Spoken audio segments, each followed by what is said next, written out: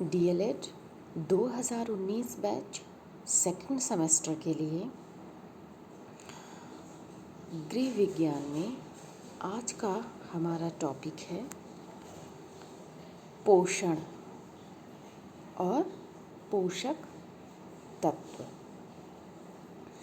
पोषक तत्वों को जानने से पहले हम ये जानेंगे कि पोषण क्या है।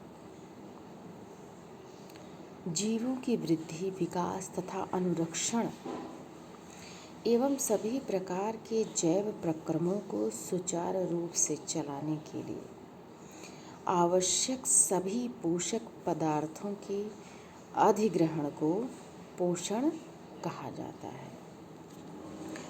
जीवों की वृद्धि हो, विकास हो और उन जीवों की रक्षा के लिए और उनके अंदर जो जैविक प्रक्रम है, जो जैविक क्रियाएं चल रही हैं, उनको सुचारू रूप से चलाने के लिए जिन सभी पोषक तत्वों को ग्रहण किया जाता है, यह क्रिया पोषण कहलाती है।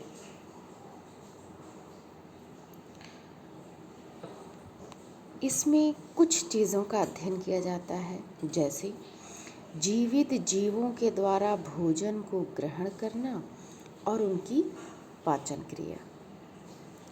दूसरा, पाचन क्रिया के उपरांत भोजन के पोषक तत्वों का रक्त द्वारा अवशोषण। तीसरा, सभी प्रकार के अवशोषित पोषक तत्वों की शारीरिक कोशिकाओं के द्वारा उपयोग की प्रक्रिया। इन सभी क्रियाओं को पोषण के अंतर्गत रखा जाता है।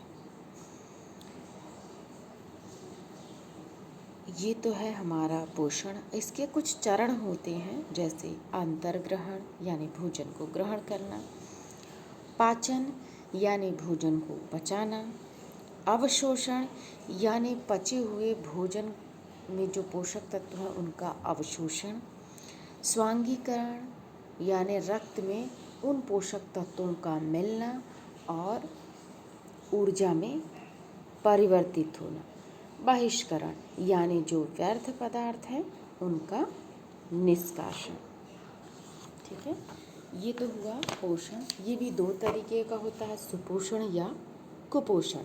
सुपोषण का मतलब है कि अच्छे तरीके से संतुलित आहार करके जिस आयु वर्ग का व्यक्ति है उसे उतनी ऊर्जा या उतनी पोषक तत्व की प्राप्ति होना। कुपोषण यानी उस व्यक्ति को उसकी आयु वर्ग के अनुसार पोषक तत्वों का न मिलना।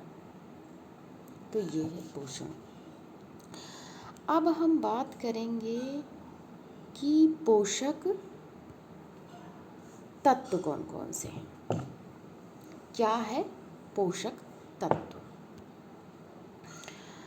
हमारे भोजन में लगभग 50 विभिन्न रासायनिक पदार्थ पाए जाते हैं।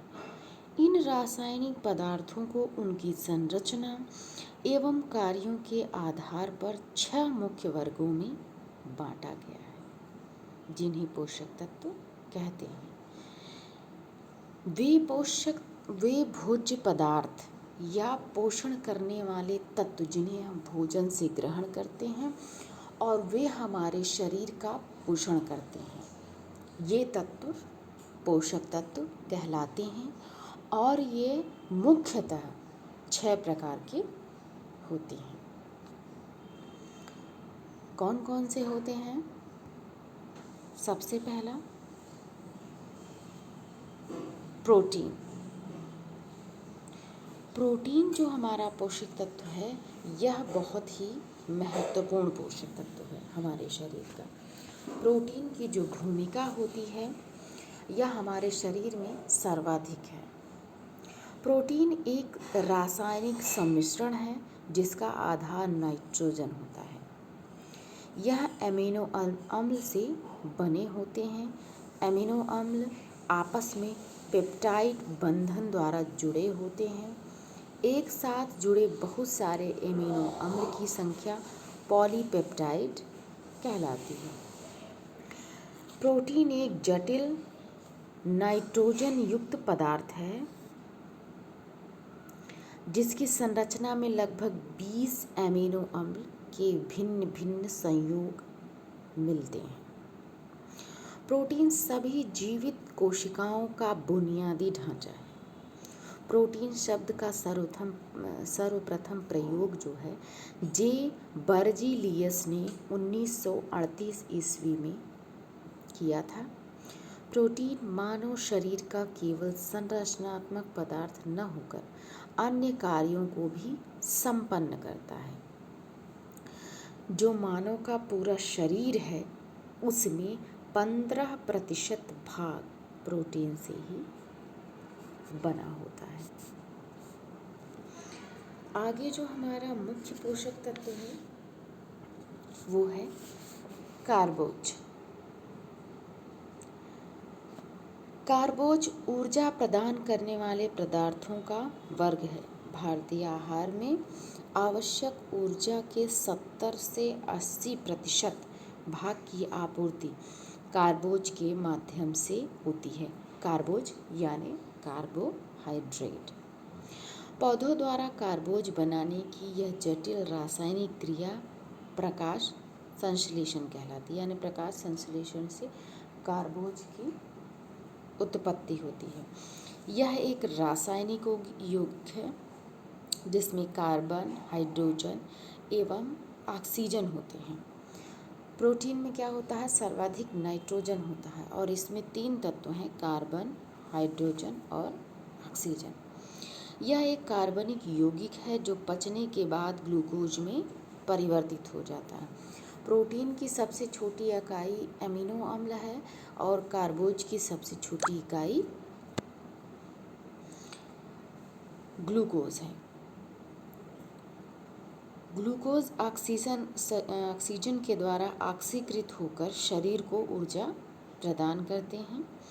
कार्बोज में कार्बन, हाइड्रोजन और ऑक्सीजन का अनुपात 1:2:1 है। यह शरीर की कुल ऊर्जा की आवश्यकता की 50 से 79% मात्रा की पूर्ति करता है। 1 ग्राम ग्लूकोज के पूर्ण ऑक्सीकरण से 402 किलो कैलोरी ऊर्जा की प्राप्ति होती है। अब जो हमारा तीसरा महत्वपूर्ण पोषक तत्व है वो है वसा। हमारे भोजन में पाई जाने वाली चिकनाई वसा कहलाती है। यह शरीर को ऊर्जा प्रदान करने वाला प्रमुख खाद्य पदार्थ है। यह पानी में अघुलनशील है तथा बेंजीन, ईथर या क्लोरोफॉर्म आदि में घुलनशील होता है। वनस्पति तथा पशु दोनों के माध्यम से वसा की प्राप्ति होती है, जैसे सरसों, नारियल, घी, मक्खन, अंडा, ये सब वसा के प्रमुख स्रोत हैं। आगे हमारा जो पोषक तत्व है वो है विटामिन। विटामिन ऐसे कार्बनिक यौगिक हैं जो अन्य पौष्टिक तत्वों के उपापचय के लिए अत्यंत आवश्यक हैं। विटामिन शब्द का प्रयोग सर्वप्रथम सी फंक द्वारा 1911 में किया गया था।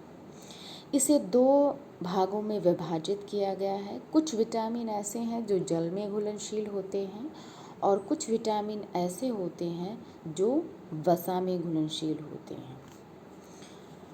जल में घुलनशील विटामिन है विटामिन बी तथा सी, और जो वसा में घुलनशील विटामिन हैं वो हैं ए, डी, ई और के।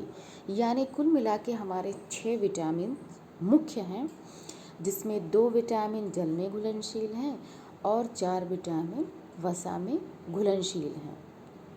इन सब के बारे में हम विस्तृत से चर्चा बाद में करेंगे। आगे है अगला पोषक तत्व जो हमारा है वो है खनिज लवण। हमारे शरीर का लगभग 4% भाग खनिज लवणों से बना होता है। खनिज लवण अकार्बनिक पदार्थ हैं। मानव शरीर में कम से कम 29 तत्व पाए जाते हैं। यद्यपि खनिज लवण से ऊर्जा प्राप्त नहीं होती, परंतु शरीर की विभिन्न अभिक्रियाओं के लिए इसकी आवश्यकता होती है। कुछ खनिज लवण ऐसे होते हैं जिनकी हमें आवश्यकता भोजन से लेने की होती है, जैसे कैल्शियम हुआ, सोडियम हुआ, आयरन हुआ, कोबाल्ट हुआ, ये सब जो है हमें लेने की आवश्यकता होती है। और कुछ ऐसे सूक्ष्म खनिज लवण होते हैं जो हमारे शरीर में ही तैयार होते हैं। तो ये है हमारा विटामिन और खनिज लवण। अगला जो अंतिम पोषक तत्व है वो है जल। जल के बारे में तो आप सभी को पता है। हमारे शरीर का 70% जो भाग है उसमें जल ही जल है। और जल इन सब पोषक तत्वों को पचाने में सहायता करता है और शरीर के व्यर्थ पदार्थों को भी निकालने में सहायता करता है। और कुछ शरीर के ऐसे तत्व हैं जिनका नियमन भी जल करता है, इसलिए इसे पोषक तत्वों की श्रेणी में रखा गया है। तो आज के टॉपिक पे हमने जाना कि पोषण क्या है, पोषक तत्व क्या होते हैं और ये कितने प्रकार के होते हैं।